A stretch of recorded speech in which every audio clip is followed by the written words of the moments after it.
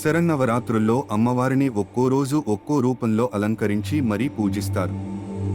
ఆశ్వీజ మాస శుద్ధ పంచమి అనగా 5వ రోజు మన తెలుగు రాష్ట్రాల్లో, ఇతర రాష్ట్రాల్లో అమ్మవారిని వారి సాంప్రదాయాలకు అనుగుణంగా అమ్మవారిని మంగళచండిగా, స్కందదేవిగా పూజిస్తారు. దేవీ భాగవతం ప్రకారం చాముండేశ్వరి దేవి ఆరాధన వలన మానసిక రోగాలు, పిశాచ భయాలు, అలాగే మానసిక వ్యాధులు తొలగుతాయని శాస్త్రాలు తెలియజేస్తున్నాయి.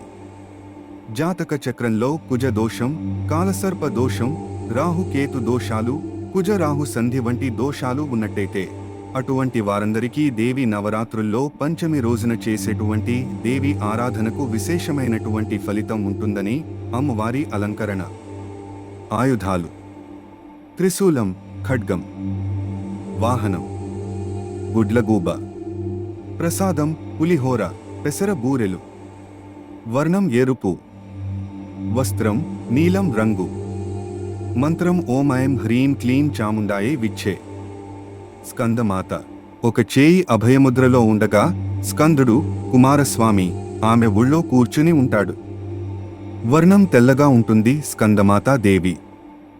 వాహనం: సింహం. నైవేద్యం: అరటిపండులు.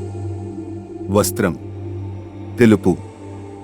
ఈ విధంగా అమ్మవారి పూజ చేసుకుని ఆ అమ్మవారి అనుగ్రహం మీ అందరికీ పై ఉండాలని మనస్ఫూర్తిగా కోరుకుంటూ సెలవు. నమస్తే.